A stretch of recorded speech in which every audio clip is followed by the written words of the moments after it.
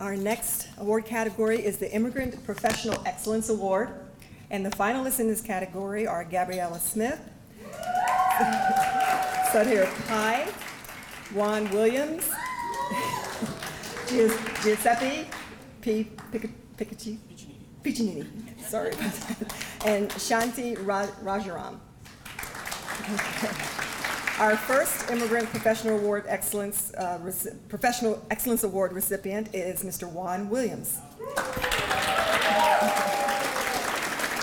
Mr. Williams is an author, speaker, tax guru, and financial coach. He is the founder and CEO of Envision It Financial Solutions, a company dedicated to the financial success of others. He's a certified life coach and was awarded as an outstanding member, from the National Association of Tax Professionals. Congratulations, Juan.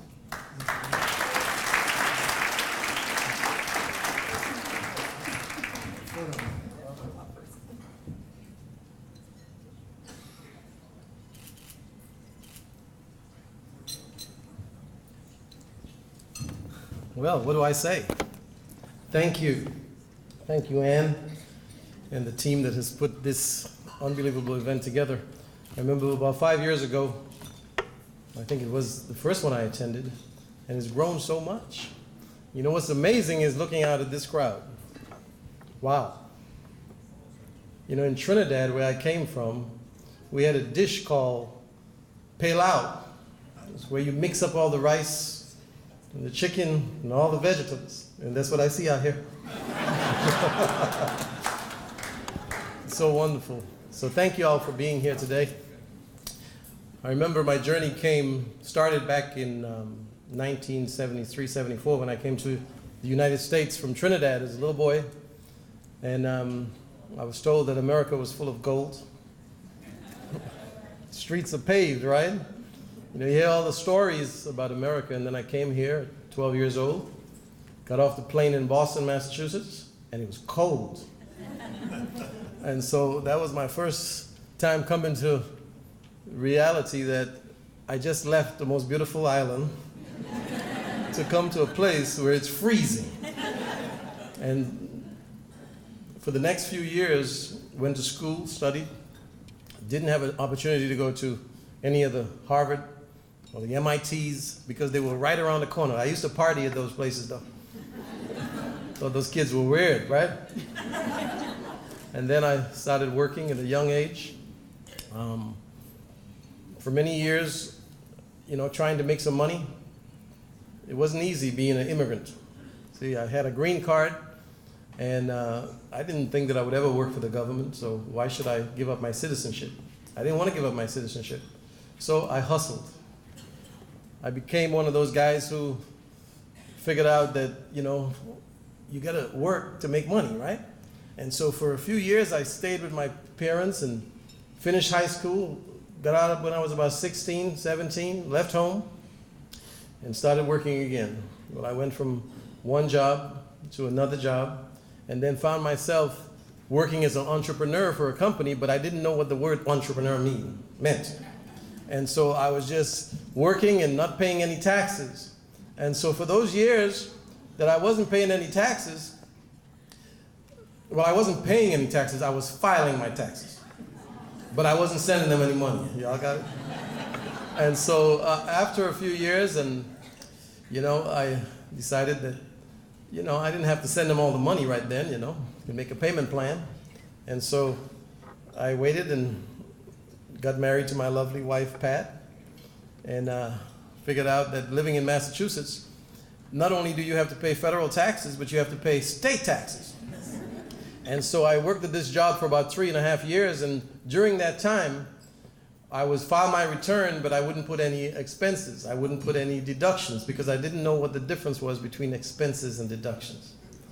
I didn't know what the IRS was. I did not know what the Internal Revenue Service was. I did not know what the Department of Treasury was. I was dumb. And so during that time, I didn't pay any taxes. I realized that, wow, they didn't do anything. And then I got married, got another little job, and I worked regular jobs where they were taking out taxes and I would file. But I heard all the rumors And everybody's saying, well, in America, you really don't have to pay taxes. It's not legal. And I said, okay, well, it's not legal. I'm not going to pay it. I was legal. I had a green card, and everything went well for a short period of time. And then I got married. And then I was working in a little job in Connecticut. And I went to the bank. And at the bank, I think we had debit cards back then. This was in the 80s. The 90s, the early 90s. And so I put my money in, and I had no money. And I thought my wife went crazy. She took all the money, right? And so we called the bank, and they told me that my money was frozen. And what do you mean frozen? It's not that cold outside, right?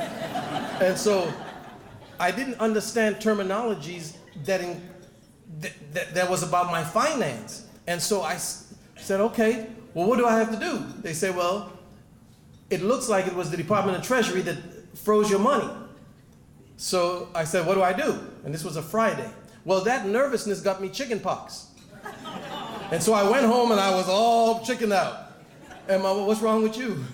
Did you take the money out of the account? And she says, no. I was like, oh my God. Call the Treasury Department. I had to wait till Monday. Called them. They said, sir, you hadn't paid your taxes in about 4 or 5 years. I said, well, how much do I owe you? They said, well, with all the years that you didn't file, you owe about $7,000. I said, well, what do I do? Because you all took my money. Well, we didn't take it yet, sir. It's frozen. I said, well, can you give it back to me?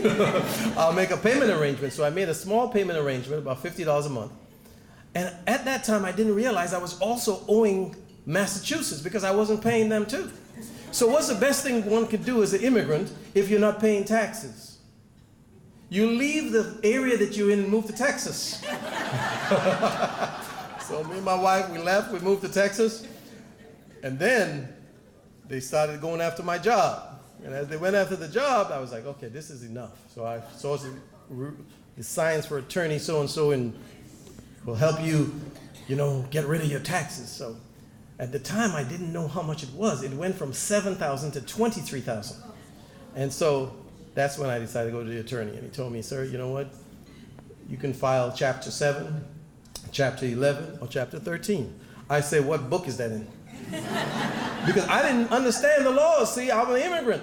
I didn't understand anything, so I just was playing along. Okay, do whatever, as long as I don't have to pay the IRS. So that was my first dealing with the IRS and what it took. And so in 1998, someone told me that if you have a business, then you don't have to pay as much taxes as everybody else. So I said, okay, what kind of business? So I signed up in this little business, and real quick, I'll be done.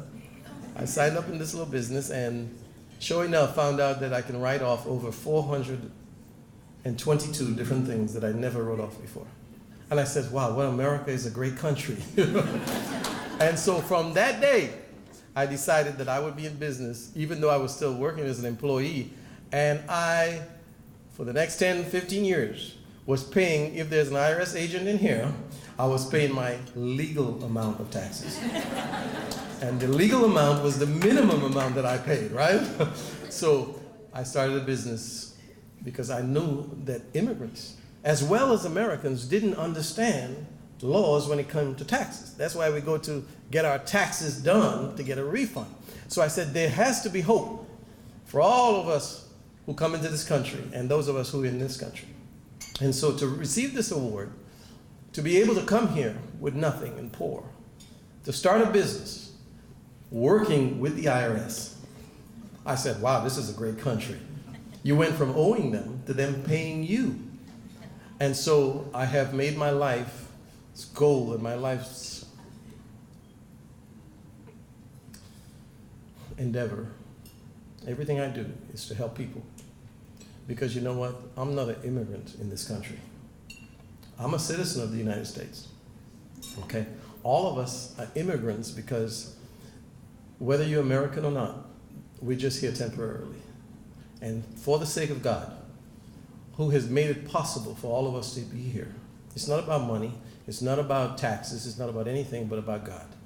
And I just want to leave you with this. You see, people told me that you shouldn't be in debt, right? And y'all know what debt stands for, right? Don't even buy that, right? And then the word God means get out of debt. And so I learned that you cannot be in debt and build anything. in this country. And God has given us the power to create wealth. Whether you're an immigrant or whether you're an American, you have the power and the ability, all of us here, to change our lives. And when we change our lives first, we're going to change our families' lives, we're going to change our friends' lives, we're going to change those in the country that we've come from lives. And so I look forward to meeting you guys. I appreciate the opportunity to be here, and thank you very, very much.